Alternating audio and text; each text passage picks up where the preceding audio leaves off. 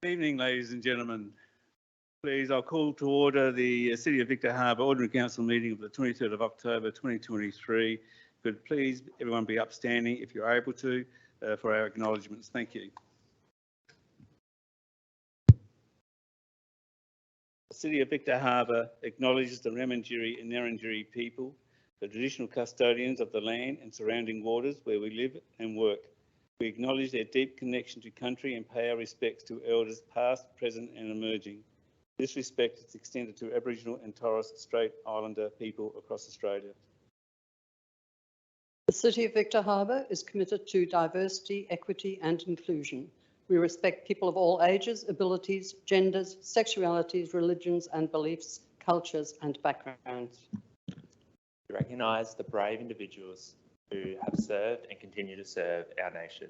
We remember those who have lost their lives and paid the ultimate sacrifice to our country. Thank you, everybody. Please be seated. Oh, sorry. My apologies. Let's stand up again. Almighty God, we ask you to bless this council and allow it to be an agent of change, people of this city and beyond. Direct and prosper its deliberations for the honouring of your name and the welfare of the people who it serves. Amen. Thank you. We can be seated now. Thank you. I'd like to welcome the CEO Victoria McCurdy and her senior management team with her admin staff, and welcome to the elected members and welcome to the gallery and to our community watching from home on live streaming. Our apologies tonight. We have Mayor Maura Jenkins, an apology, and Councillor Stuart Burns is an apology. We move to agenda item 4.1, which is an adjourned item, behavioural management policy. The recommendation that was put by Stuart Burns, Councillor Burns, and seconded by Councillor Kemp, but according to is an adjourned item that will start the conversation from people who like to speak to the motion. And the motion was that in the Council, in accordance with Section 262B of the Local Government Act of 1999, adopt the behavioural management policy as provided attachment B and undertake a review of the policy within 12 months. As I said, it's already been moved and seconded. Does anybody want to speak to it?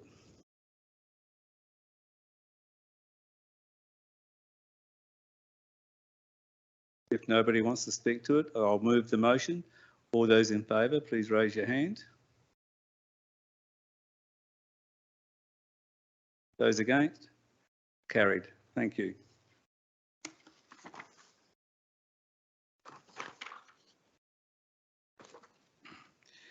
Agenda item 5.1, the minutes of the previous meeting of the 25th of September 2023, that the minutes of the Ordinary Council meeting held on the 25th of September 2023 be confirmed as true and accurate. May I seek a mover? Councillor Mann, would you like to speak to it? Seconder? Councillor Quinton, would you like to speak to it? Does any member like to speak to the minutes?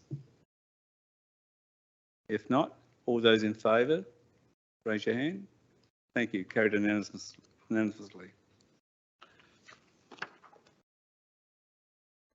We move to item 9.1, the standing resolutions of October 2023. The recommendation that Council receive and note the outstanding resolutions of October 2023 report. I'm seeking the mover. Councillor Mann, do you want to speak to the motion? Looking for a seconder. Councillor Henderson, do you want to speak to the motion? Does any member like to speak to the motion? Yes, Councillor Karimba. Thank you, Deputy Mayor. Just wondering, do we have any idea regarding those resolutions for NAC to get back to us yet? They're still outstanding. I think now this is 6 months. Is there a period where this is going to come to an end, do we think? Do we need to introduce a sunset clause? Okay, I'll ask the CEO to answer your question.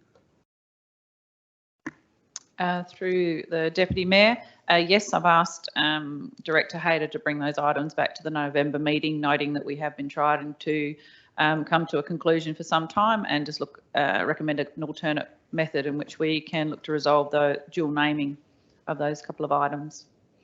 So unfortunately, we can't put a sunset clause on it because it's a resolution of council, so I do need to bring it back to the chamber. Thank you. Is there any other member that'd like to speak to the motion? If nobody wants to speak to it, all in favour, raise your hands, please. Those against? Carried.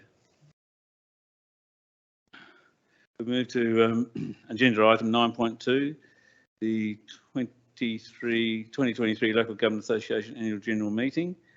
There's two recommendations. The first recommendation that Council appoints Mayor Maroy Jenkins as the voting delegate and Deputy Mayor as the proxy delegate for the Local Government Association Annual General Meeting from October 2023 until the periodic elections in November 2026. I'm seeking a mover for that. Councillor Schiller, would you like to speak to it? I'm looking for a seconder. Councillor Henderson, do you want to speak to it? Does any member like to speak to that recommendation? Nobody does. I'll seek that everyone in favour, please raise your hand. Okay, and those against? Carried. Recommendation 2, that the Council endorses the voting recommendations related to the South Australian Regional Organisation Committee, Greater Association Regional Organisation Committee and the Local Government Association Board of Directors for the 2023 Local Government Association Annual General Meeting to be held on Thursday the 26th of October 23 as follow. There are a couple of items there which I'll take as read by the members. I'm looking for a mover for recommendation number 2. Councillor Schofield, you are moving. You want to speak to it? Looking for a seconder? Councillor Henderson, do you want to speak to it? Does any member want to speak to the recommendation? If not, all those in favour, please raise your hand. Carried unanimously. Thank you.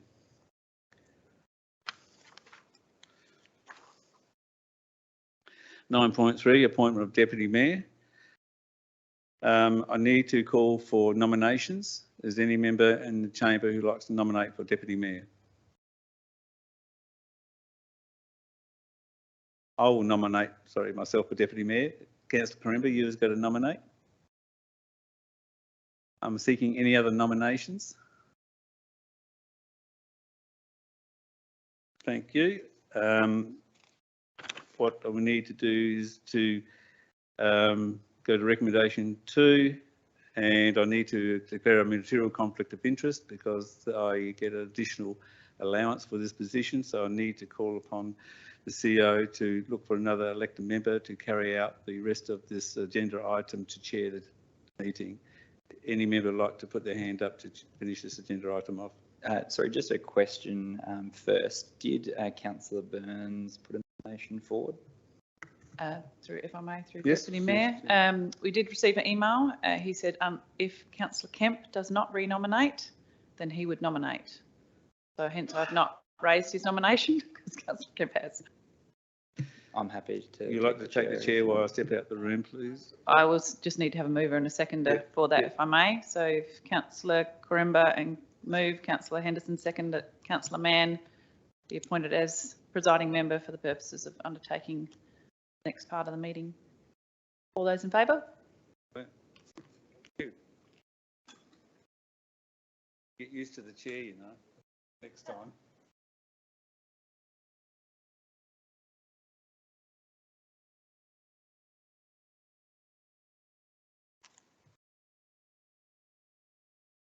Excellent, thank you. So the motion before the chamber is that the council appoint Councillor Kemp to the position of Deputy Mayor for the City of Victor Harbor, commencing from Tuesday the 28th of November 2023 and concluding at the ordinary council meeting to be held in November 2024. Would someone like to move that way? Thank you. Councillor Mackenzie moving that way. Councillor Schiller seconding that. Would either of you like to speak to that? No? Oh, Councillor Schiller. I think you'll do a good job once again, so good luck to him. Excellent. Would anyone else like to speak to the motion? No?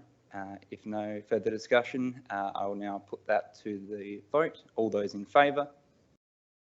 All those against? That motion is carried. Thank you. And we, yep, 1, 2, 3. Excellent. Thank you for having me. Pleasure.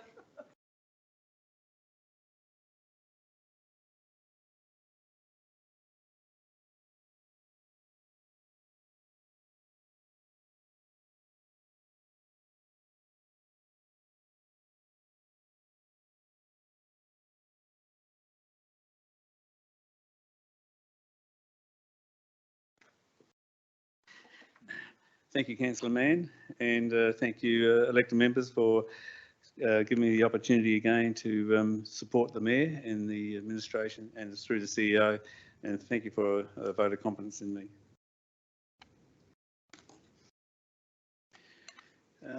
So that finishes that one off. We go to item 9.4, mileage claim for reimbursement by Brian Littley.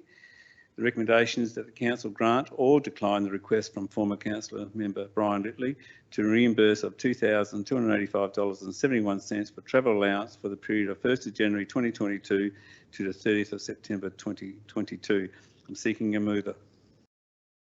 Councillor Corimba, you're moving. Do you want to speak to the motion? Do you want to declare whether you're granting or declining as part of that? Declining. You're declining. So the recommendation stands that the council decline the request from former councillor Brian Littley. Would you like to speak to it? Yeah, I would. Thank you. This seems like Groundhog Day, and I'm trying to get my head around why this is back in front of the chamber. What advice was he given? Why he was given this advice when we've already voted on it? It should never have come to the chamber in the first place. This is going to open the Pandora's box. I just want to know how many previous elected members this council has had that potentially could now claim if this goes ahead. The exposure to me seems quite large, and considering I actually offered to pay him the money personally and haven't heard anything, I just wonder what this is all about anyway. Thank you. Thank you. Seeking a seconder, Councillor Henderson, or are you asking a question? I have a question. Okay, certainly. What's your question? Given that a certain member of this council did offer to reimburse Mr. Littley personally, I'm wondering if there could possibly be a conflict of interest for that particular member sitting in the chamber with this particular motion on the table. I'll ask that question of the CEO. Given that there was an offer to reimburse the person and that the granting or the declining of this request impinges a little on that offer. CEO, do you want to answer it, or do you like me to answer it? Thank you. One, I suppose your advice to Councillor Corimba is quite honourable to just check himself to see whether he has a conflict of interest, but each council member has to declare their own conflicts in that respect. So again, I can't judge whether there's a conflict or not. Only Councillor Corimba can determine that. I'll ask Councillor Corimba, do you believe you have a conflict of interest, or you got to declare one? I guess I'd like to know some explanation as to why I would be seen as being a conflict of interest when I originally offered to give him the money and he hasn't called me on that, and now I'm declining, so I don't understand. Both things are contradictory to each other. CEO, would you like to add anything to clarify it? Through the Deputy Mayor, I am by no means providing any legal advice, but it could be perceived, because a material conflict is whether you have a financial gain or a financial loss as a result of that conflict. It may be perceived with your offering of reimbursement, you may have had a financial loss. But again, it's totally up to the individual elected member to make that decision as whether you feel you have a conflict or not. But that is the only way I would see someone may perceive it. Councillor Corimba, is anything All right, you I'll want to say? declare a perceived conflict of interest, but I'll stay in a debate if that's okay. Yep, sure. It's a general, sorry now. General, yes. Yeah. Yeah. To answer part of your question through your when you spoke to the motion, the reason why it's come back to chamber is because of an affidavit was presented to the CEO, and it's outside of the policy and it's outside of her role of approval. So any affidavit has to come to the chamber because it's a legal requirement for the chamber makes the decision on this. So you got a question?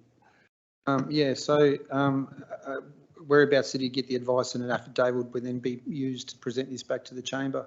I don't. Sorry. Oh, sorry. The CEO has some information on that. If I may, through the Deputy Mayor. So the previous item that came to the chamber was the former elected member was looking to have his repayment of his allowances waived by the council.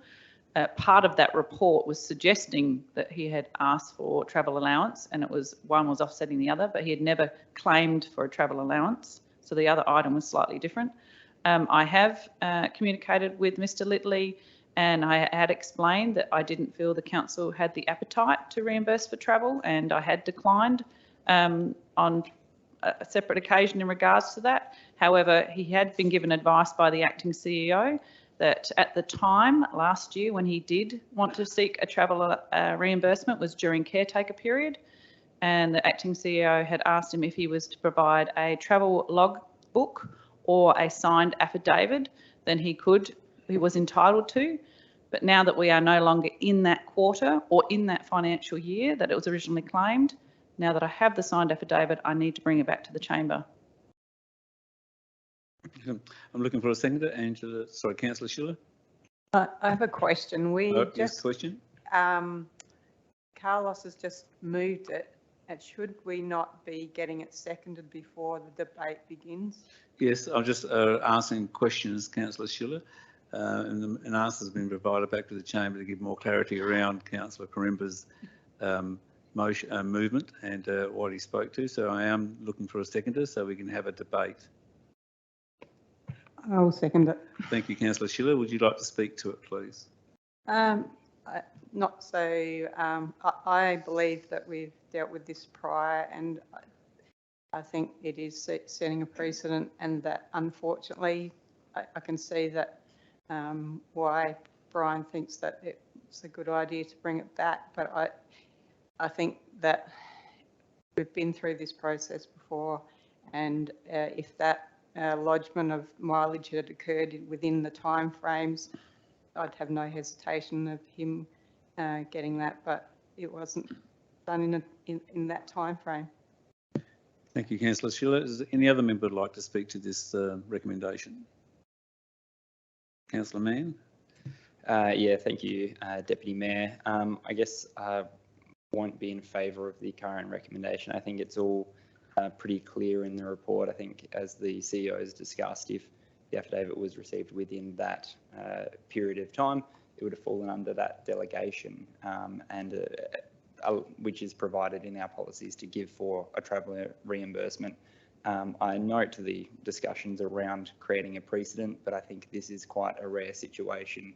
And again, even if there was a scenario where there were previous members requiring a claim, but I think anyone would have this level of time or justification or go to the length that former Councillor Littley has in preparing that signed formal affidavit. So I don't see the issue in terms of providing for that reimbursement, which will just cancel out the funds that you're owing to council. But that's my view on this. Thank you, Councillor Mann. Is any other member who'd like to speak to the recommendation? Yes, Councillor McKenzie. Just a question. What was the total amount that came to the chamber last time? Councillor CEO. Is it the... Just hold on for a sec. Thank you.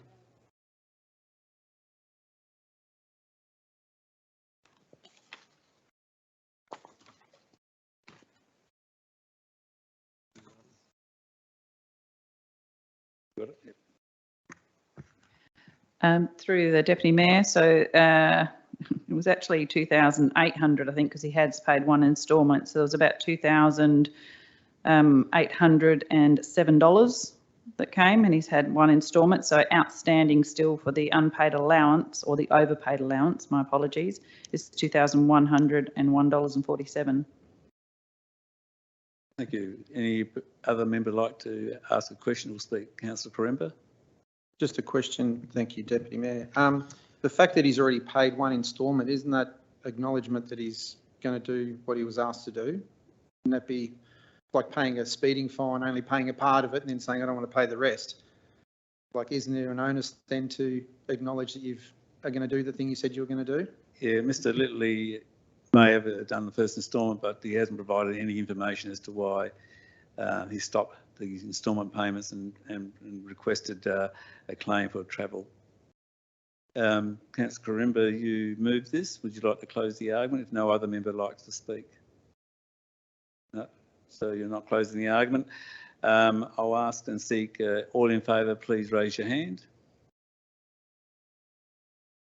That's two. Sorry, what I'll do, just to clarify, I'll read the recommendation out. The council declines the request from former councillor Brian Littley to reimburse $2,285.71 for travel allowance for the period of the 1st of January 2022 to the 30th of September 2022. Does any elected member need clarification that this recommendation has been declined as the mover by councillor Corimba? I'm seeking all those in favour of this recommendation, please raise your hand. Those against? The motion is lost. Councillor Kemp, could I move that we grant the request? So you are moving, councillor Mann, that council grants the request for former councillor member Brian Littley to reimburse of $2,285.71 for travel allowance for the period of 1st of January 2022 to 30th of September 2022. Is that what you're moving? Yes, please. Would you like to speak to your movement? No, thank you. Any looking for a seconder? Councillor Henderson, would you like to speak to it? Does any member like to speak to this motion now? Councillor Corimba.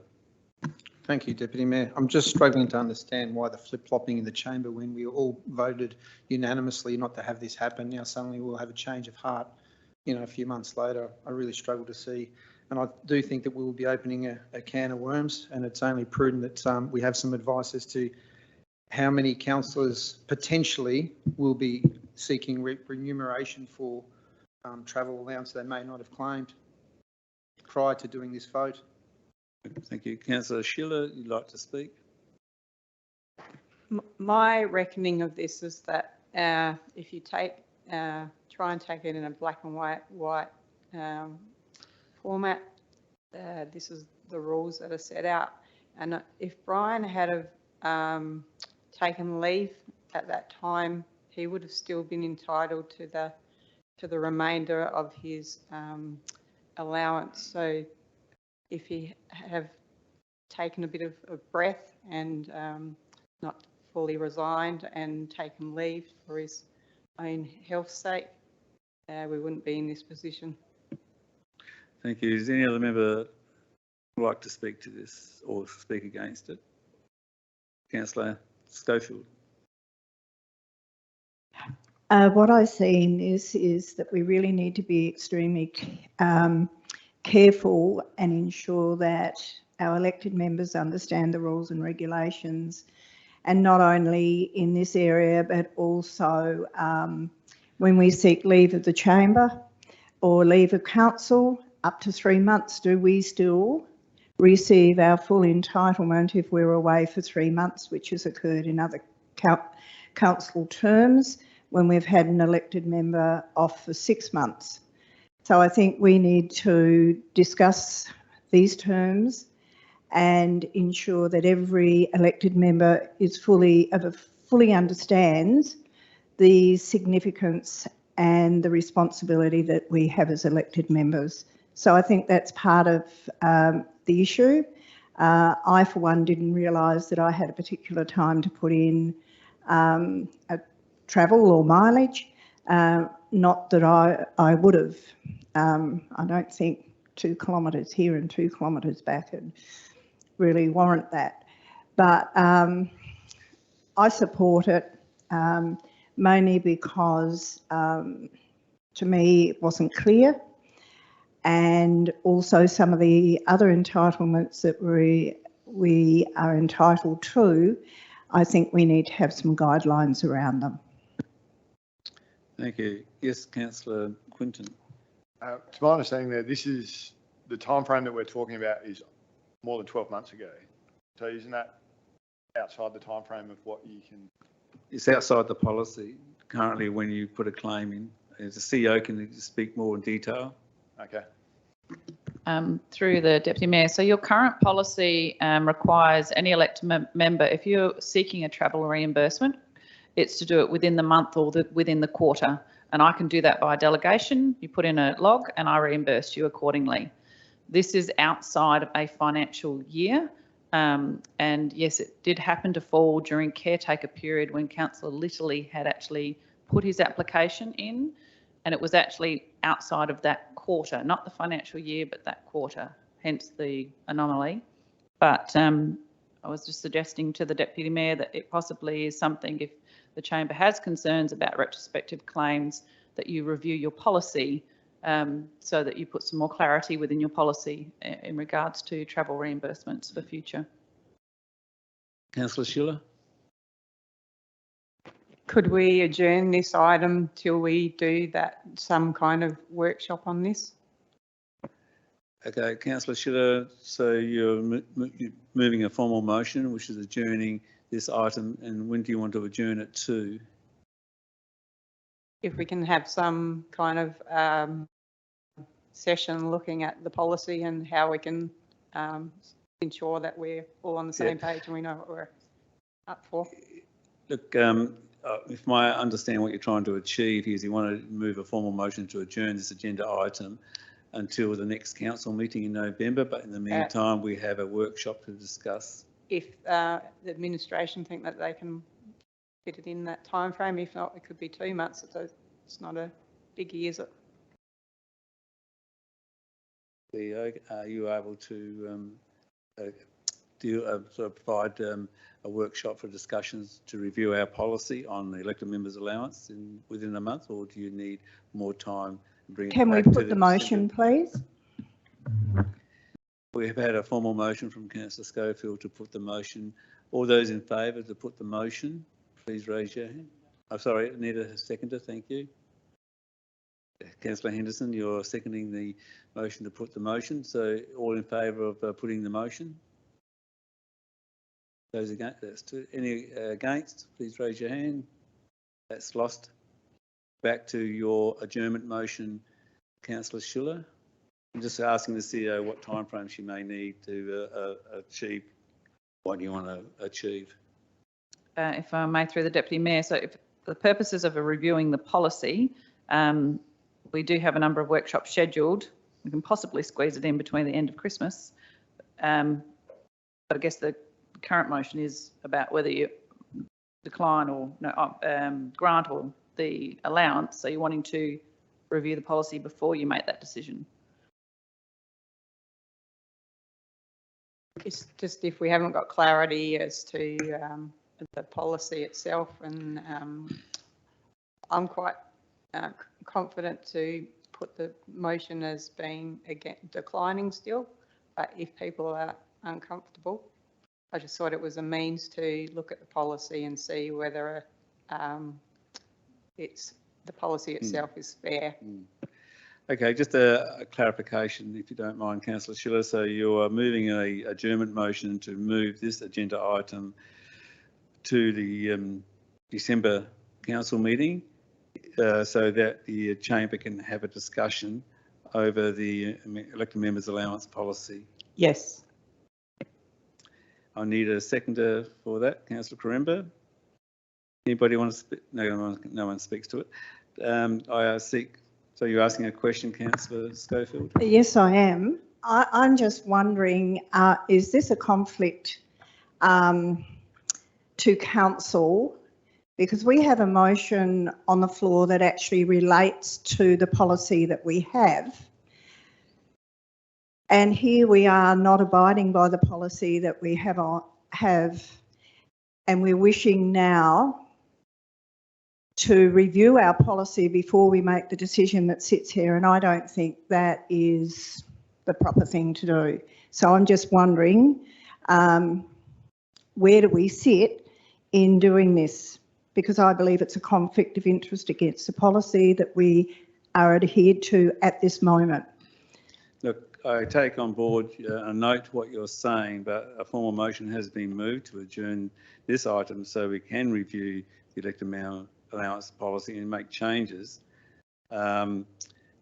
Unorthodox, I'll ask the CEO the consequences if this motion actually got moved and carried as to what the financial impacts to council would be.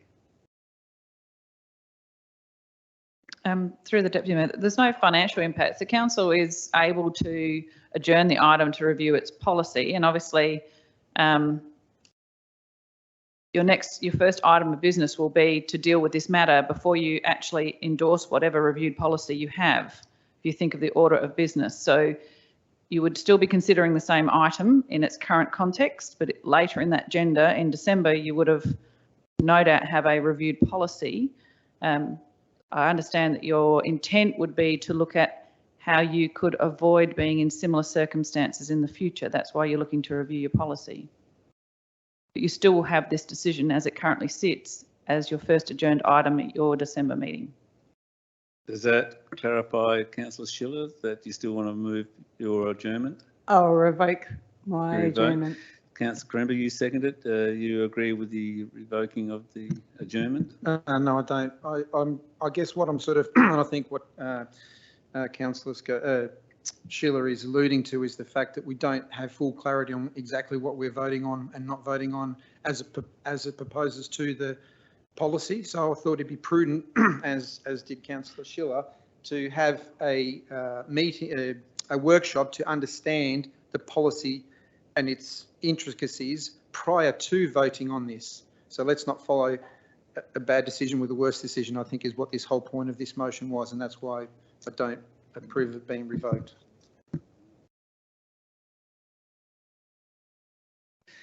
Okay, look, noted, Councillor Corimba, but because the mover has revoked the adjournment, you haven't agreed to it, but the mover has the right to revoke and withdraw her motion, so, sorry, the adjournment.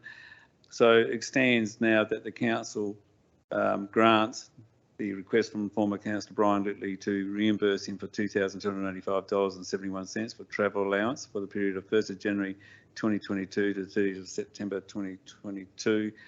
Those all, sorry, who moved that? Councillor Mann, do you want to close the argument? All those in favour of granting the request, please raise your hands. Those against? That is carried. I call the division. Those in favour, could you please stand?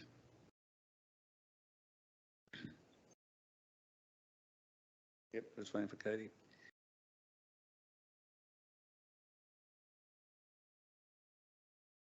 Yep, Councillor Mann, Councillor McKenzie, Councillor Henderson, Councillor Schofield. Those against is Councillor Corimba, Councillor Schiller, Councillor Quinton.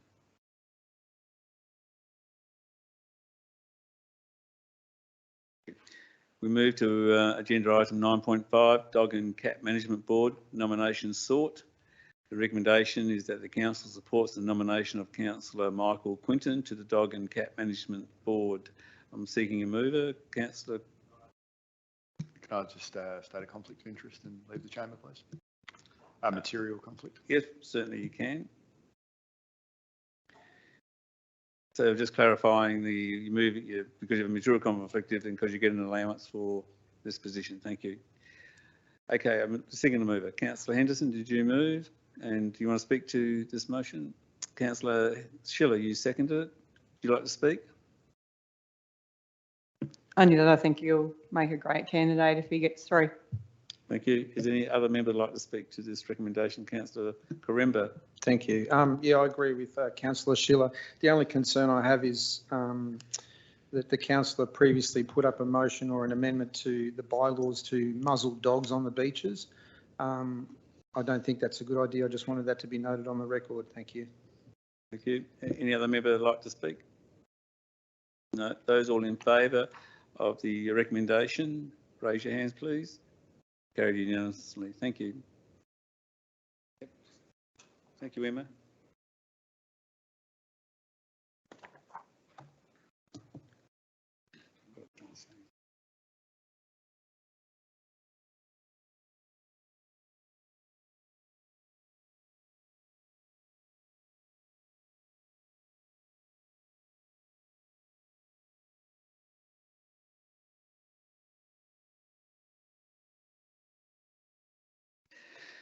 Thank you. Well, congratulations, Councillor Quinton. Well, I hope you are successful in your nomination. We move to item 9.6, Council Member Training for Mayor Jenkins. Recommendation that Council approve the request from Mayor Jenkins to contribute $500 towards the cost of attending Organisation Coaching Level 2 course overview and $500 towards the cost of attending Team Coaching Training course overview. I'm seeking a mover. Councillor Henderson, would you like to speak to that recommendation? Yes, I think it's commendable that our mayor wants to continue to upgrade her training and continue to do more training in the role of mayor of this city. Thank you. I'm seeking a seconder for this recommendation. Councillor Schofield, would you like to speak to the motion? Any member like to speak to the motion? Yes, Councillor Mann. Thank you, Deputy Mayor. Just confirming why this one wasn't approved under the CEO's delegation. Yeah. Because it sits outside of your training policy that you've endorsed, so it wasn't one of the specific trainings under your training policy. Is any other member like to speak to the motion, to recommendation? If not, I seek all those in favour, please raise your hand. Those against? Carried. Thank you. Agenda item 9.7, application of bylaws for dog leashing and activities on local government land, public consultation. In accordance with section 249 of the Local Government Act of 1999, a bylaw cannot be made unless the bylaw is made at a meeting of the council where at least 2/3 of the members of the council are present and the relevant resolution is supported by absolutely majority of the members of the council. We have 2/3 of the membership here. The council endorses the proposed application of bylaws relating to dog leashing and activities on local government land at attachment A for the purpose of community consultation as guided by the Communications and Engagement Strategy attachment B. I'm seeking a mover.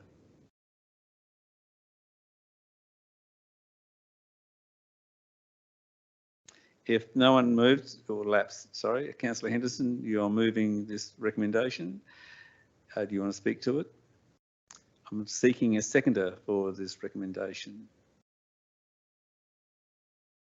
Councillor McKenzie, you're seconding, and do you want to speak to the recommendation? Does any member like to speak to the recommendation? Councillor Koremba. Thank you, Deputy. There's a few little things in here that regarding dogs on beaches, and so I think it's really important that somehow the consultation goes out past further than our residents, because we do have a lot of homeowners here that are only here during holiday season that do bring their dogs down. So I'm just wondering if the CEO can give me any idea as to how we're going to consult with those people as well, because they may not be here during the consultation period. Thank you, CEO. Through the Deputy Mayor, so we do have a number of our non-residential ratepayers and members of our MySay listing, so an email goes out to them directly and they are able to participate through that means. And obviously we try and engage with as many of our visitors as well. It's not just about our residents, but it's those people who visit our area from neighbouring councils as well. Great, thank you. Any other member who'd like to speak? Councillor Quinton. Just a confirmation or clarification, the expiation fees that are listed, are they applicable for people that don't abide by the dog leashing zoned areas? CEO, can you answer it? Or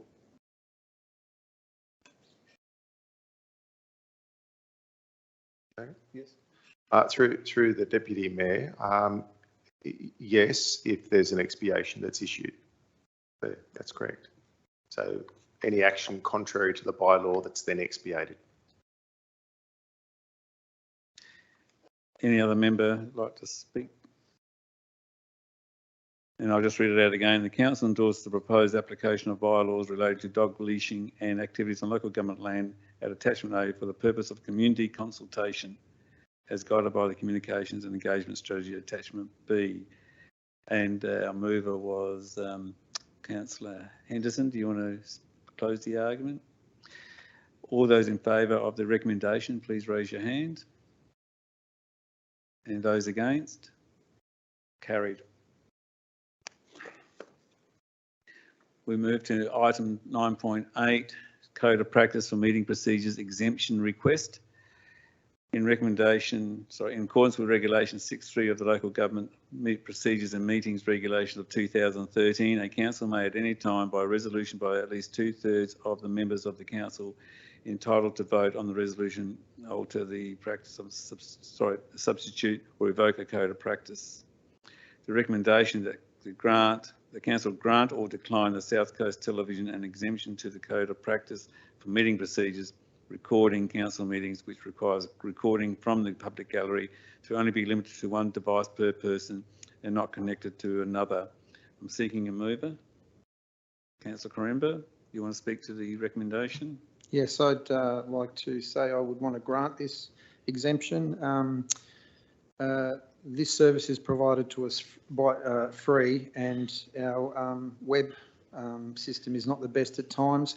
It's good to have a history of everything that happens in the council chambers, and it's not only these meetings that Mr. Labrandy records, it's also other meetings such as CAP meetings that some elected members currently may need to have a look at.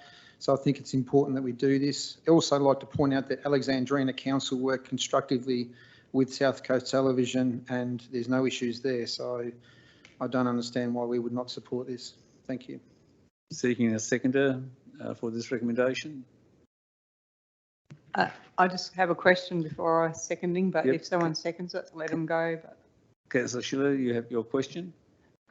this is another one where I would like to be able to adjourn it and see if we can come to a resolution that is satisfactory for both those that are for and against. We realise that this policy probably was put in place originally to change the way South Coast Television were conducting their recording here. So is there an opportunity to come to a satisfactory compromise to the chamber who are against South Coast Television using a number of cameras and something that will satisfy South Coast Television? Okay, Councillor Schiller, we need to have a seconder for the motion to stand for you to adjourn it, if that's what you want to do. So you're seconding it. You are now moving an adjournment motion to move this agenda item to what next meeting for the purpose of reviewing our meeting procedures? Is that what you're seeking? I think we need to sit down and find a way to allow recording to occur, but also to, if the chamber as a majority do not like the way the recordings are occurring with multiple cameras in the chamber, which is what has been expressed in the past, maybe we need to find the middle ground. Councillor Schiller, I just need to have a clarification. When would you like this adjourned to? What meeting? November or December council meeting? I think we could go for December, and if the CEO can give me any advice as to how we could possibly do what I'm trying to do. Okay, Councillor CEO, would you like to answer? Through the Deputy Mayor, we can absolutely facilitate a workshop. The chamber right now could have that discussion as well. That's the purpose of the debate. But absolutely we can facilitate that workshop and have something come back to the December meeting. And could we allow South Coast to be present at that workshop? Yes, we can.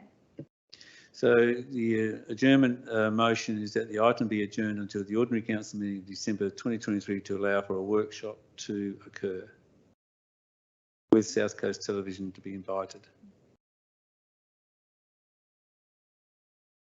Is that your adjournment motion, Councillor Schiller? All those in favour? No, Sorry, need a seconder for that. My apologies. Councillor Corimba, you're seconding it. So you got a question? There's no debate on an adjournment motion. Only the mover can debate it. All those in favour of the adjournment motion, please raise your hand. Those against? That is lost.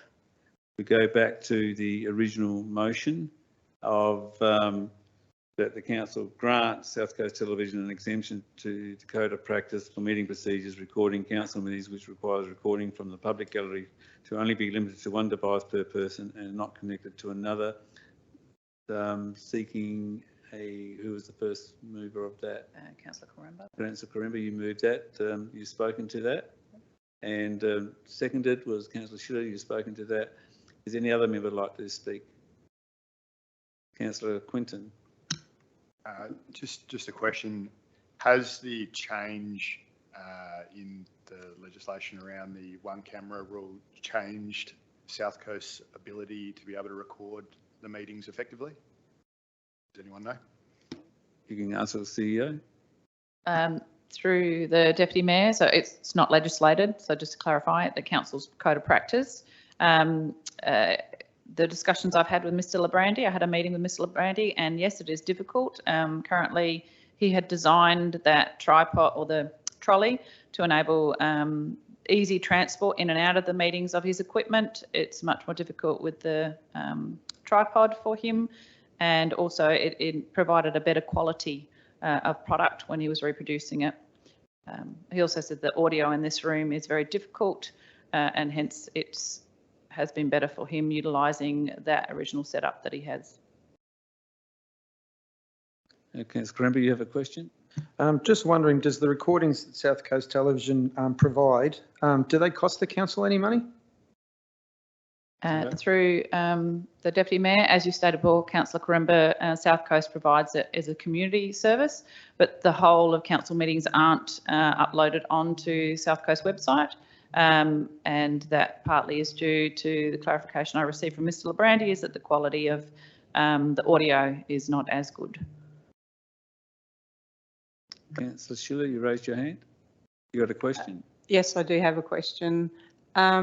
In one of the reports, I thought I saw that there was a questioning the room that was taken up in the gallery. Have we had any formal complaints about South Coast being in the chamber, and as far as the, sorry, not the chamber, in the gallery, and have we had public comment about that? CEO, can you answer that question? Through the Deputy Mayor, we have received some complaints about the amount of room that takes up.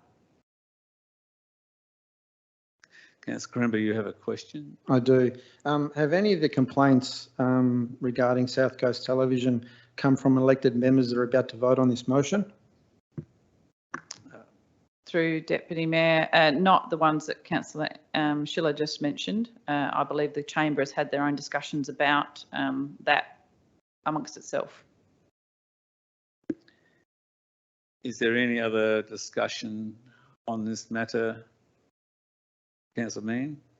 Yeah, thank you, Deputy Mayor. No, I definitely appreciate the sentiment in what Councillor Schiller is trying to achieve through the adjournment and discussion, but I think we have already just reviewed the meeting procedures that were being looked to adjourn and review, and there's been extensive discussion around them. And in terms of the compromise, I think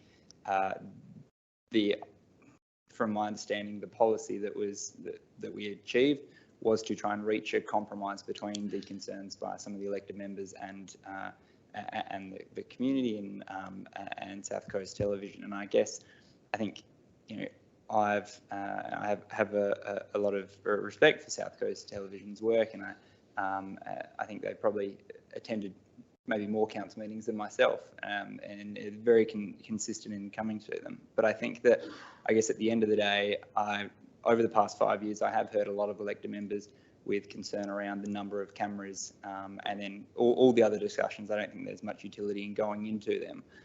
But I think at the end of the day, we're not filming a spin-off of Utopia, as nice as that would be. But I think it's, you know, we're here to make those informed decisions, and we're already recorded through audio live stream, publicly available, doing it in open public. And I think that when you balance all of those things, we're achieving what the Act requires us to achieve. And I do appreciate the concerns raised in regards to the audio, and I'm not sure whether there's any other ways that council can work to assist with the audio requirements, or allowing for that direct feed, or maybe allowing for the use of our audio segments from our pre-recorded. But I guess in terms of the recommendation on the floor, I won't be in support of this one. Thank you. Councillor Corimba, you moved it, so you can close the argument. You have a question? Yes. I do. Councillor Mann just alluded to there being compromise.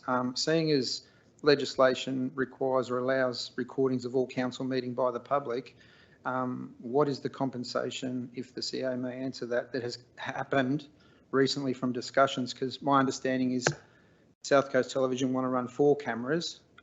By legislation, he's allowed to run 1. So would a compromise be 2 or 3? Is that the compromise that Councillor Mann is alluding to? Well, one, I suppose, Councillor Mann, what are you alluding to, I suppose, in what you were saying? Are you sticking to the actual meeting procedures, or are you hoping to get more cameras available?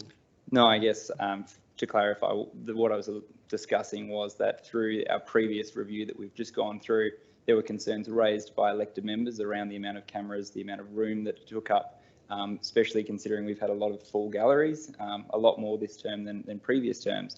And the compromises were balanced in what is now currently in the policy versus what was previously there, still allowing for the filming, allowing for the use of the camera. Maybe instead of 4 small cameras, I think it appears we've now got 1 big one. But I guess that's in terms of the discussion. I think where we are with the policy is suitable at this stage. Councillor Corimba, sorry, is there any other member who'd like to speak? If not, Councillor Corimba, you want to close the argument?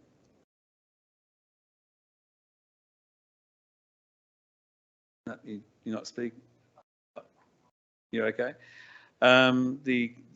The recommendation is that Council grant South Coast Television an exemption to the Code of Practice for Meeting Procedures, recording council meetings, which requires recording from the public gallery to be limited to 1 device per person and not connected to other. All those in favour of that motion? All those against, please raise your hand. That motion is lost. Does anybody want to move the alternative motion? Not necessary. Yes, Councillor Schiller, sorry, I may have misled you there.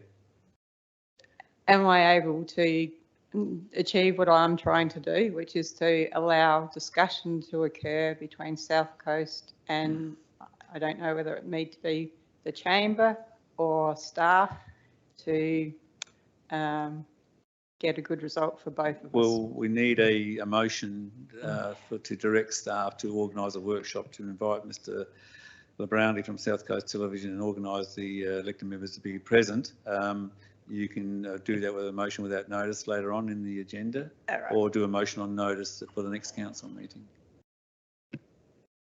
A motion without notice. Okay. Thank you.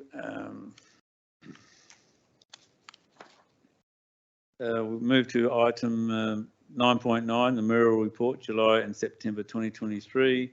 Recommendation is that the council receives and notes the Mural Report for the period of July to September 2023. I'm seeking the mover, Councillor Mann. Want to speak to it, Councillor Mann? Councillor Schofield, you're seconding it. Would you like to speak to it? Does any member like to speak to the Murals Report?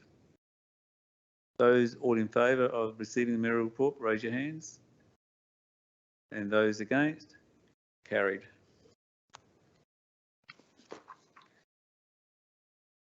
Move to item 11.1, corporate and customer services. The customer services statistics, July to September 2023. The recommendation is that council receives and notes the customer service statistics, July to September 2023 report. I'm seeking a mover. Thank you, Councillor Henderson. You'd like to talk to it? Councillor Schiller, you're seconding it. Would you like to talk to it? Does any member like to talk to it?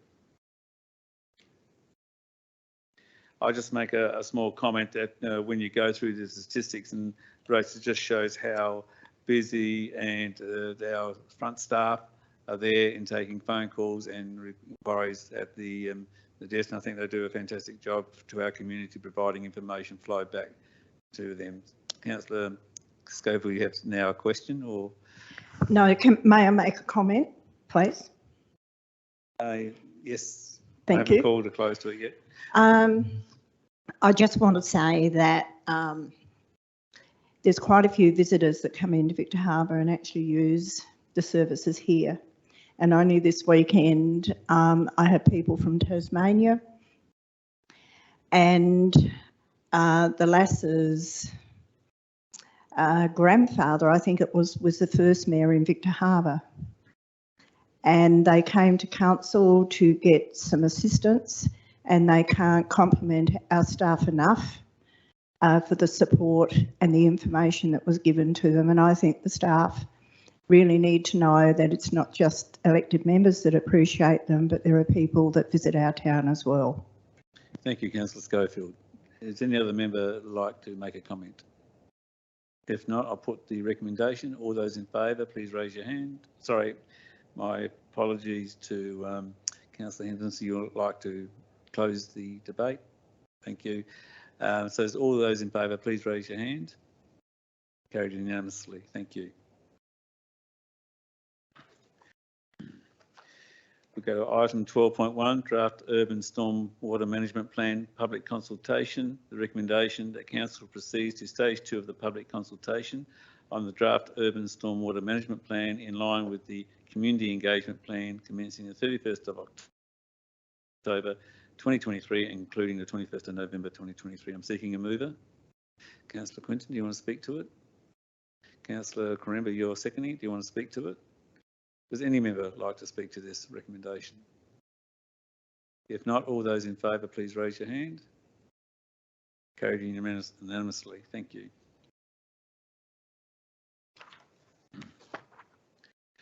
We move to item 13.1, Disability Access and Advisory Committee, the 5th of October 2023.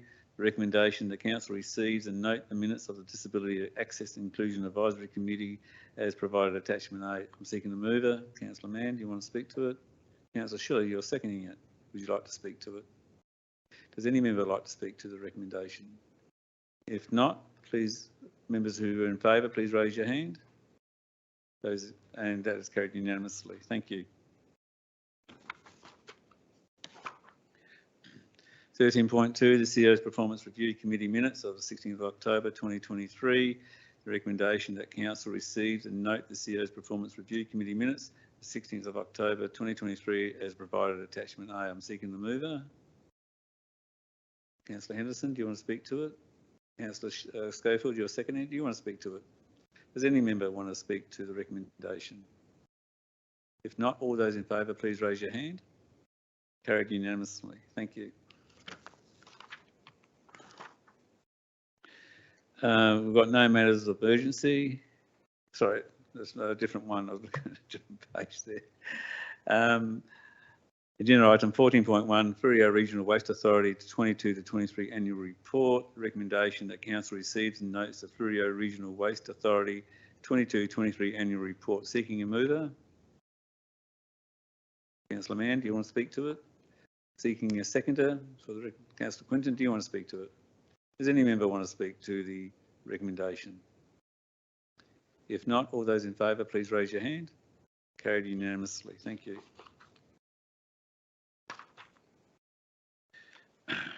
14.2, Victor Harbour Horse Tram Authority 22-23 annual report.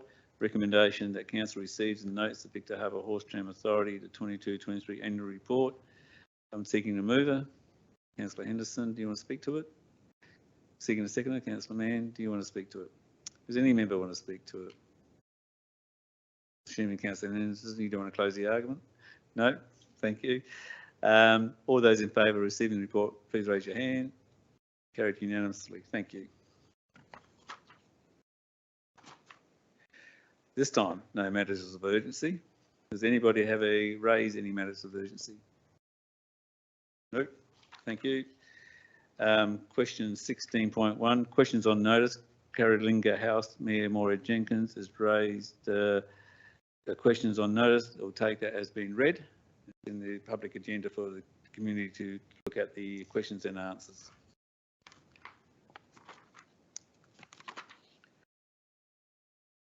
Moving to 18.1, motion on notice, Victor Cinema, sorry. Oh, there we go, on that page there, thank you. Questions without notice. If any member have a question without notice? Sorry, you have a question, Councillor? I'm just wondering, did we miss 16.1? Or have I jumped a page? That was the questions on notice from the Mayor Jenkins Oh, on my Carolynga apologies. House. Yep. We did do that one, thank you. Any questions without notice? Councillor Corimba? Yes, thank you. Just a question for Director Padhouse. Have all the requirements of the 2020 reports regarding the cinema and the repairs required prior to operating or council taking over and operating, have they all been addressed, finished, actioned out? Through the Deputy Mayor, no. There was a graduated table of requirements that sat there that looked at a 3 to 5 year period. So no, not all of them. You have another question, Councillor Coombe? Yeah, I do. I'm just wondering, same question for Director Padhouse. At what level of repairs or works on the cinema would trigger the requirement of the DA to then be inactioned, I guess? Could you just clarify DA? What's that mean? Sorry, for us to then, if it triggers the requirement for us to then do all the works that was as laid out for stage 1 of the. Yeah, you're talking about a development application. Yeah, process. yeah. Thank you, Councillor. Sorry. Yeah, through the Deputy Mayor, if I understand you correctly, the scale of works that might need to occur. Yeah, generally speaking, it's building work. So if it's a building upgrade of some description, which would involve, you know, the change of spaces or an extension or things of that nature, that's what would ordinarily trigger the ministerial standard for building upgrade, which would then capture other elements. Yes, Councillor Coombe. One last question. Would that also include the upgrade of any electrical works that may be required to be undertaken? Through the Deputy Mayor again, that would depend on what those electrical works required in terms of the building itself, the structure of the building, whether it required holes through walls, whether it required other infrastructure to be built for it to house things. And there's some complexities around that as a result of the heritage listing of the building as well. So ordinarily, it probably wouldn't have triggered a DA, but because the building's now heritage listed at a state level, they would certainly trigger a DA, and the extent to which would depend on the level of incursion that would have to happen in the building fabric, I suppose. Yep. Thank you. Councillor Schiller, you had a question. Just a query. Recently, we went and visited the not completed health hub, and at that meeting we discussed a couple of issues, one being whether the health hub were intending on placing a drop-off zone in the complex out the front, and also looking at how they can best look at access and inclusion prior to fit out and after fit out. I'm just wondering how much discussion will occur and at what point and what formalities that will take. Graham may be the best one to answer that. Director Padhouse. Through the Deputy Mayor, I'm not sure if I can answer that one entirely. If there is a change to the application that's required to achieve the drop-off area, they would have to do a variation of the application. But I'm not sure off the top of my head what's actually on the plans for the drop-off area. So what I'm asking, there's probably 3 parts to that question. One is whether administration are going to follow through with looking to make sure they do put a drop-off zone in there, because it is a very important part of that development. And if it isn't there now, if there's a way that can be negotiated. And the other part is that obviously access and inclusion has some element of compulsory requirements, but to make a building more accessible and inclusive, council does, you know, with their guidance, that building could become better equipped if they get the right guidance as to when they should be looking at access and inclusion in the building process. Director Padhouse, I think because there's a series of questions and a little bit more complex than just that, can we take that questions on notice? I think we've captured them. Yeah. Okay, any other questions without notice?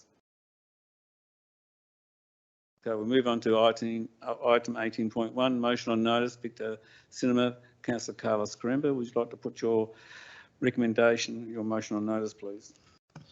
I move that in the interest of public safety, the City of Victor Harbor immediately close the Victor Cinema until rectification work outlined in inspection and safety reports on the facility in 2020, with particular regard to subpar electrical works, is completed. Would you like to speak to your motion? Yes, I would. Thank you. Now, some of you may wonder what experience I have to make such an assessment or professional qualifications. And yes, I'm not an electrician, but I am a builder and have been doing so for the best part of 15 years. And I speak to electricians on a regular basis. And I've spoken to 3, including the gentleman that did the original inspection. And I'm not going to repeat what they thought about the wiring in this place and some of the photos I've shown them. Some may think that, you know, that this request is over the top or even scaremongering. Well, you should be scared, because at the end of the day, to be foretold is to be forewarned. The wiring, if you haven't gone through there, I suggest you do and have a really good look at it. I believe our own lawyers, Norman Waterhouse, emailed us in reply to Councillor Burns raising concerns as to elected members' exposure. And one of the things that was interesting in that email that was highlighted under the Work Health and Safety Act is that a PCBU, that is a person conducting the business or undertaking, for example, the council, is found to be negligent, an individual can be fined $600,000 or up to 5 years imprisonment or both. Now that I've alerted you to these issues and the chamber, I believe that I've now covered my backside. The question is, will you? It is also mentioned in the commentary that if we choose to shut down, we should shut down to do all the compliance upgrade. I don't believe that is necessary. What I'm saying is that we have to provide a safe work environment for the people that work in there. They are subcontractors. They're not council workers, but they are subcontractors, but they are still covered by the Work Health and Safety Act. The reason you would have to shut down the cinema is because the works that need to be required cannot be carried out live. Okay, so that means that you cannot open and be running while you're working on major subboards. That's been brought up by all 3 electricians. It's also mentioned in the section under commentary under financial management that unplanned closure of the cinema would result in loss of income or breach of staffing management agreement in place with Country SA. In this, and this may happen, but what would actually be worse would be a fatality in the workplace, and that would be unbelievable reputational damage to the council, especially when we've been sitting on this report for the best part of 3 years. I know things have changed within the council's time frame as to when we were going to do these repairs, because now we've pushed the works out to in the 10-year plan. But at the same time, we can't keep kicking the can down the road, and God forbid if anything happens, it's not something that I would even want to entertain. Thank you. I'm seeking, sorry, Councillor Schiller. Can I ask a question Yes, first? sure. Just because we've got 2 systems in which both yourself and our regular mayor work, in that usually we get a mover and a seconder and then we start the debate. In this case, we've had a mover and then had the mover discuss it. Could I please have clarification if there is a set criteria of what occurs first? Yeah, good question, thank you. General meeting procedures require that when the chair seeks a mover, they ask the mover to talk to the motion, and then if someone wants to second it to make it active in the way of discussion and voting, then the seconder is called for. So if the seconder is not called, doesn't put their hand up, then the motion lapses. So this is an opportunity for the chamber to think about the motion and what has been said and whether they'll support that in a seconder. Or you can either do the mover and second it and then ask the mover to talk to it. But the discussion is live, so I like to give opportunity for members to listen to the motion first and the reasons before they make their minds up to second it if they don't want to second it, which means the motion would lapse in that case. So that's 2 ways of doing meeting procedures. That's the way I like to do it, to give more opportunity. I'm looking for a seconder for this motion. Councillor Mann, you're seconding it. Do you like to speak to it? Yes, thank you, Deputy Mayor. Yeah, I guess in seconding it, I think I completely appreciate and understand the risks that Councillor Coramber is raising. I think they're things that no elected member of staff take lightly. And I think in this job we have to make hard, difficult decisions, and like any decision, we have to balance and weigh up multiple different factors. And I think there's the safety factors, and which are well known in terms of the reports, and I'm not going to go into those, but they are a significant factor to take into account. But then I guess giving some more light on the other factors that we've got to consider is that one, historical building, lots of historical buildings aren't compliant with modern codes and standards, considering the National Construction Code is updated every 3 years, as outlined in our report, and that's whether it's a private or council-owned building. Also, the statutory framework makes provisions for updates to codes and standards to be addressed at such time as the building upgrades or changes use, as we've previously discussed. Also, the commentary we've got recommends that since the upgrade of the Arts and Cultural Precinct is still several years away, it's timely that Council recalibrates its thinking on the cinema upgrade. This could best be done in conjunction with the detailed design work for Stage 1 and any findings from the Builder Fire Safety Inspection. And what's stated in the report is that the design and specification work will be presented to Council in November, so not far away. The other thing, I guess, is that having then had I guess, I appreciate Councillor Coramber with his level of expertise in providing the summary of the issues as he sees it, but I think it's important with Council in terms of our due diligence as well we have a Building Fire Safety Committee to advise on these certain things, and I think it's prudent for us to consider their input when making making a significant decision such as this, and also looking at the Stage 1 findings that will be coming in November as well. Because I think when you weigh up all of those, plus in the report the financial management risk around supporting this motion, is that unplanned closure of the cinema and immediate capital upgrades would result in loss of income, a breach of our contractual obligations with Country Arts SA, and significant unplanned capital costs, and that risk is assessed at high.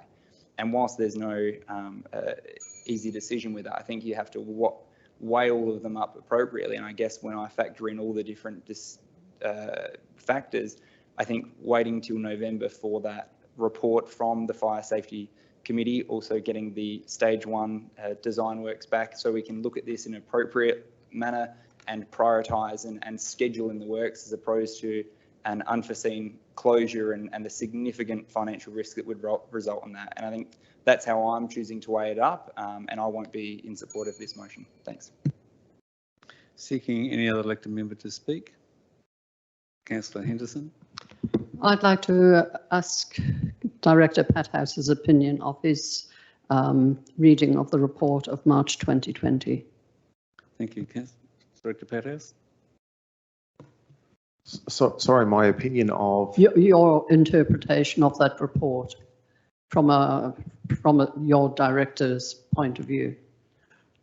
We've had an interpretation of the report from Councillor Coramber. Sure. I'd like your opinion of your interpretation of that report.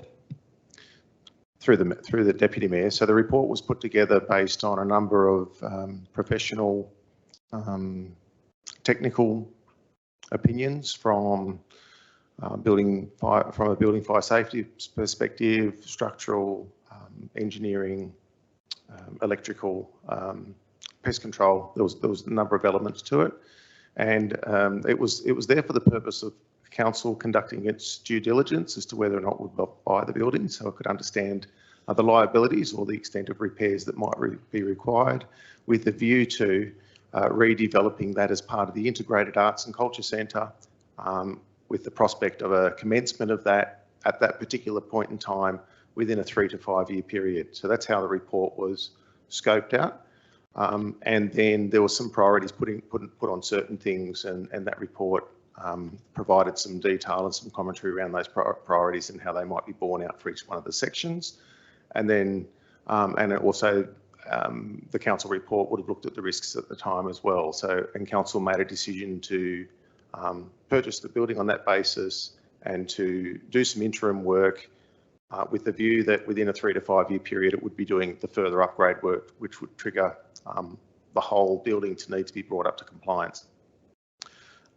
So my view on that report is that it was there to serve that purpose, and it was reasonable and relative to the purpose that was anticipated 3 to 5 years. Essentially, my response to Councillor Karemba's motion and my commentary in the report is expressing something similar to Councillor Karemba in that, yes, that has blown out now, and this interim approach probably isn't sufficient for a longer term period. Okay, a longer term period being potentially 7, 8, 9 years away before council even gets a start on a stage 1. So it would be appropriate and of value for council to then recalibrate that and think through the impact of that and the implications from electrical, other things that have come up in terms of building fire safety, and there might be other matters as well. So it's appropriate to do that. And my view is that you would do that at a time that would coincide or be a juncture between the presentation of that stage 1 work and the Building Fire Safety Committee inspection that's been done. So, and that's next month. So, yeah, hopefully that helps explain. Thanks. Any other questions? You have a question, Councillor Karemba? Thank you. Director Padhouse, if the fire safety group come through, or say Safe Work SA, or say even the Office of the Technical Regulator come through and do an inspection and deem the building not to be safe through electrical issues, we would be forced to shut down and do the repairs. Is that correct? I couldn't tell you precisely which one would have authority. I know from a building fire safety perspective, building fire safety committees can put an emergency order on to do certain things immediately, straight away. Yeah. I'm not sure about the regulatory authority of the others that you were talking about. I'd have to look into that a bit. Yeah, further. I can tell you both of them would actually be able to shut the building down until the rectification work was done. And with that rectification work then, surmising that it is quite big, as you said in your commentary, somewhere upwards of around $1 million, that would then possibly trigger the DA, wouldn't it? Which means we would have to do all the other things that are as part of that plan. Because I can understand that some elected members here are concerned that by spending money on this, we may not have money to spend on, say, the sports precinct.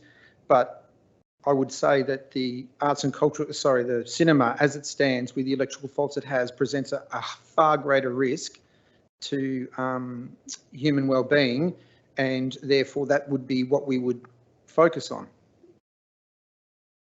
Director Padhouse?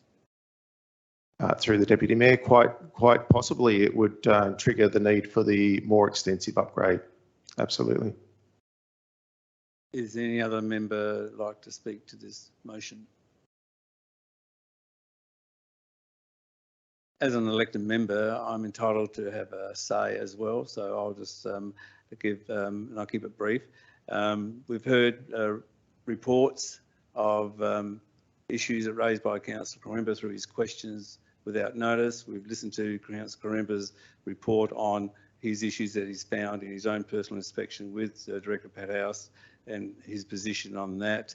I believe that what we find that we're in a bit of a conundrum, because we're sort of like, if we close the cinema down, there are consequences. If we allow the cinema to stay open and something happens, there's consequences.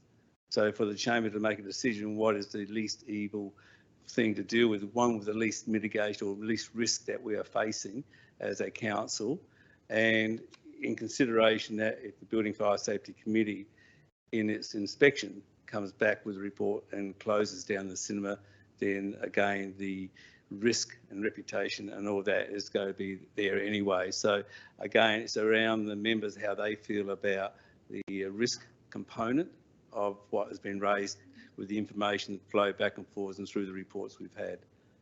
And you want to... Just a question, sorry, question. So let me get this right. So basically you're saying we have to judge the risk of shutting down the cinema, fixing the problems and dealing with a bit of financial restitution that may be incurred, or potentially a fatality happening in the building. That's the decision we're balancing? Is that what you're alluding to? What I was alluding to and what I was saying, that now that we have two issues where we do something or don't do something, and both, to me, I believe, have consequences if something does happen. And basically that's, I think, where we found ourselves now through this debate and through the information flow back and forwards. Sorry, yes, the CEO, you'd like to answer a question? Yep, I just want to clarify because members may not have picked up. The building fire safety has been through the cinema. They haven't given an instruction to close it. They have given us some recommendations of ways in which we would look to mitigate some minor matters and some more longer term matters, and we're required to address that by way of recommendations of how we plan to action that. If they had seen that there was any significant instant risk to our community, they would have provided that notice. So my concern is that there is yes, there are risks in every single building that this council owns as a community responsible for a number of public assets. My concern is that there is a catastrophising of a particular building. We have many buildings that are old and that need work. And we have to put in place various mitigations, which we do as administration, supporting this council in protecting our community. I just have a question of the CEO. When did the Building Fire Safety Committee undertake their investigation report? Last Friday? Was it last Friday, Graham? We got the report on Friday. Oh, so, okay, so that's news, I suppose. It didn't actually come out clearly that the Building Fire Safety Committee has already done investigation and that report will come back to Chamber. It's come back to me as the CEO, and I am required to answer and address the recommendations that are in there, and it will come back to the Chamber as part of the workshop we have on the precinct on the 13th of November, I think it is. Okay.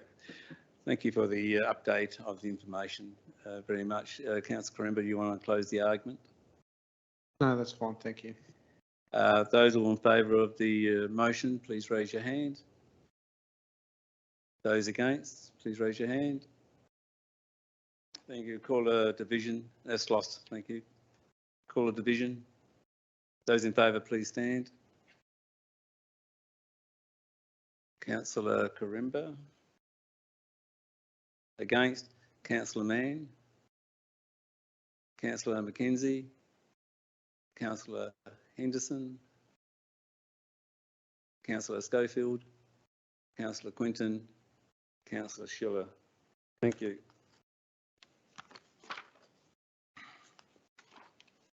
We move on to item agenda number 19, motions without notice.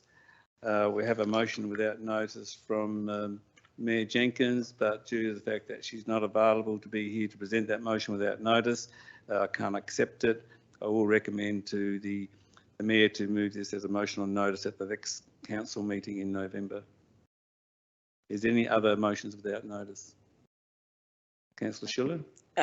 Am I best doing this as a motion without notice now, or should I just bring it back as a motion on notice?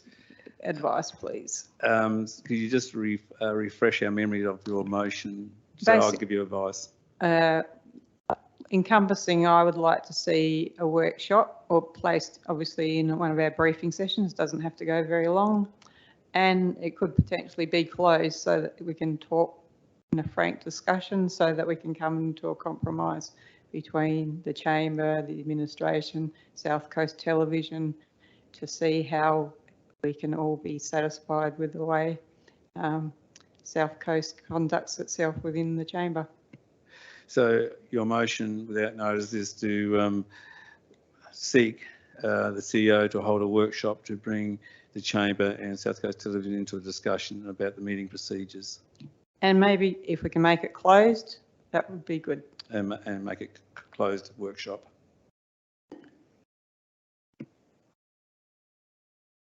If that's your motion, would you expand on the reasons around it a bit more, please? My reasons for it is that we probably put that the change in place because of some people not feeling comfortable about the way media have used what they've taken out of the chamber. And I think that to allow everyone to have their opinion, get the best result for the people within the chamber and the administration and South Coast Television, I just think it's a fair way to do so. Okay, I'll read the motion out and see if that fits with what you're wanting. The CEO holds a workshop with council members and South Coast Television to discuss the request for exemption to have more than one camera in the gallery. Is that one camera or a recording device? Just ask the question if that's one of clarity around that.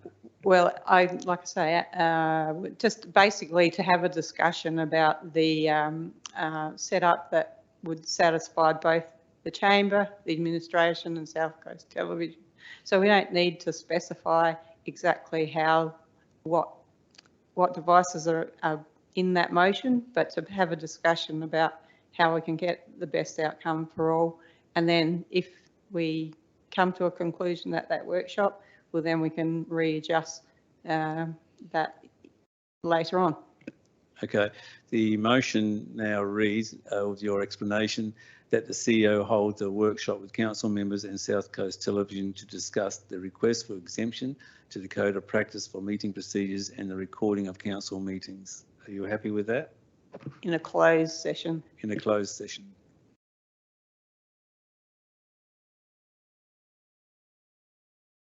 Thank you. Do you want to speak to it any further? I'm seeking a seconder for that recommendation, and Councillor Corimba, you're seconding it. Do you want to speak to it? Yes, thank you. I think it's prudent that we do this so we can get all our cards on the table, because I think sometimes we shoot the messenger and what's recorded in the chamber are just actions and words of people. So I think it's important that we do just get it all out and done with once and for all. Thank you. Thank you. Any other member would like to speak to this recommendation? Councillor Mann. Thank you, Deputy Mayor. Just a question as to whether we would be allowed to have this as a closed session. I'm just wondering if there was another TV crew that wanted to come along and report on this, whether it would fit within any of our requirements as to when we're allowed to close a briefing or meeting. CEO. Yeah. So if an item is going to be coming back to the chamber, I need to have reference to section 90 of the Act and specific provisions as to why the matter would be closed. I've already been putting my little mind to that after Councillor Shirley raised it. And it may well be that it's, commercial activities, because it's more about a relationship the chamber has with a particular community organisation, South Coast Television, not more broadly about other providers. So I will draw my mind to it. Does anybody else want to speak to the recommendation? No. Those all in favour? Sorry, Councillor Shirley, you'd like to close the argument? Okay, thank you. All those in favour of the recommendation, please raise your hand. Those against? Carried. Thank you.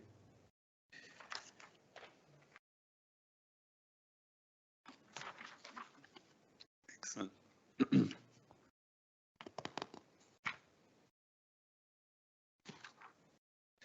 We move to item 20.1, confidential code amendment.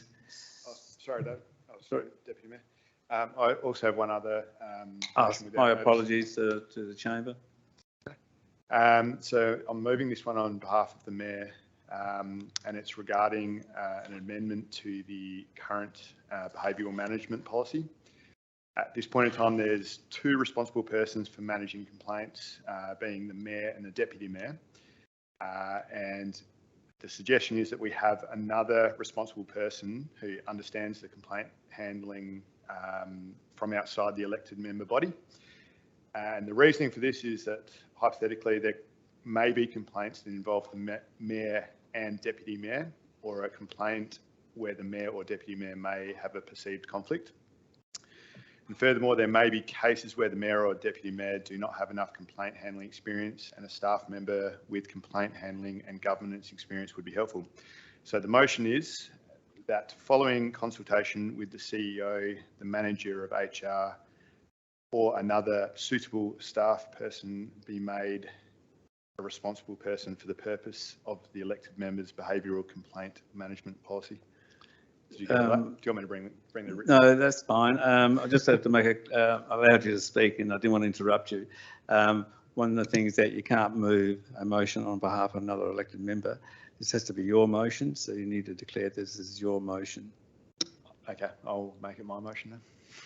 Thank you. And we already have it in writing because it's been presented already. There, would you like to speak to your motion? From my understanding, it seems like a sensible course of action to have a somewhat independent third party that can be involved in resolving complaints. It obviously won't be a completely independent third party, but will be somewhat independent from the elected member body. So it seems like a good idea to me. Thank you. Just a clarification, this is about consultation with the CEO about looking at the behavioural management policy, which we endorsed tonight, which will mean maybe a change to the policy. I think the CEO would have to bring this back to the chamber after consultation and discussions around this. I'm not quite sure how the CEO would manage this through a workshop again. Yep, thank you. So you finished speaking to the motion. I'm looking for a seconder for this. Councillor Schofield, do you want to speak to the motion? The only thing is that it does really make sense to have an independent person, because then otherwise people think, oh, so-and-so is against me, there's a conflict here, I'm not going to take that report because I don't think you're sincere. There's a lot of things like that that do happen. So I think having an independent person there that looks at it outside council, I think it should be. I don't think it should be a staff member. Okay, again, it's only a consultation motion to have a consultation with the CEO about this. Any other member would like to speak? Councillor Karemba. Thank you, Deputy Mayor. I'm trying to understand how a staff member can be totally independent when, by definition, they're through the CEO, they're our employee. And every business that I've ever had, I would never get my employee to investigate me if it was a complaint by them. So to be truly independent, it would have to be someone from outside of council, I would have assumed. Is that correct?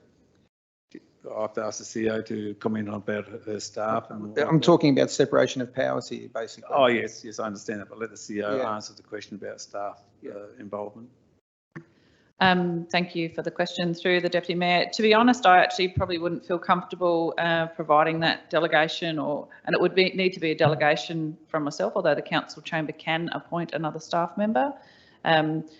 The legislation enables the CEO to be a responsible person, and I'm well aware of the chamber's thoughts around that, and there was some concern. So I would like to have probably a workshop with members first, because the only suggestion I would recommend is that you give me, you make the CEO responsible for the purposes of engaging an external facilitator to be another responsible person. So while I wouldn't be the responsible person for undertaking the investigation, I would have the capacity, as through a delegation of the chamber, to engage someone externally. Because I agree, I don't think it is helpful to have another staff member undertaking those investigations. But I do think it would be beneficial for you to have that option for external support. So the motion as it stands, is anybody else like to speak to the motion? Councillor Schiller? Could you just read the motion in Yes, I full? will. If nobody else wants to speak, I'll read it out. Of course, I'll just ask whether Councillor Quinton wants, no, not to close it just yet. I move that the Councillor Quinton is moving that the consultation with the CEO, the manager of HR or another suitable staff person to be made a responsible person for the purpose of the elected member's behavioural complaint management policy. The CEO, in her response, will hold a workshop and discussion with the council elected members over how this motion would work through consultation and the best way forward on a third person under the behavioural management policy. So that's what the motion is at the moment. You're not closing it, Councillor Quinton? All those in favour of this motion, please raise your hand. Carried unanimously. Thank you. Any other motions without notice? Getting quick. No, thank you very much. We're moving to confidential items. Item 20.1, confidential code amendment. That pursuant to section 90(20) of the Local Government Act 1999, Council ordered that all members of the public except the Chief Executive Officer, Victoria McCurdy, Director Community and Development, Graham Pathouse, Director Environment and Infrastructure, Kathy Hayter, Acting Director of Corporate and Customer Services, Vicky Hutchison, Group Manager, Governance and Finance, Kelly Knight-Stacey, Executive Assistant, Katie Common, and Access and Inclusion Support Officer, Vicky Francis, be excluded from attendance at the meeting for agenda item 20.1 confidential code amendment. That Council is satisfied that pursuant to section 93 of the Act, the information to be received, discussed or considered in relation to this agenda item is information relating to a proposal prepared or amended to designated instrument under Part 5, Division 2 of the Planning, Development and Infrastructure Act of 2016 before the draft instrument or amendment is realised for public consultation under the Act. The Council is satisfied that the principle that the meeting be conducted in a place open to the public has been outweighed in the circumstances as proposed amendment has not yet been finalised, which could result in the public becoming inadvertently misinformed or of the proposed changes. I'm seeking a mover. Councillor Henderson, do you want to speak to this? Councillor Schiller, are you seconding? Do you want to speak to it? Does any member want to speak to the confidential? All in favour, please raise your hand. Carried unanimously. Thank you. We'll wait for the gallery to clear. Yeah, well,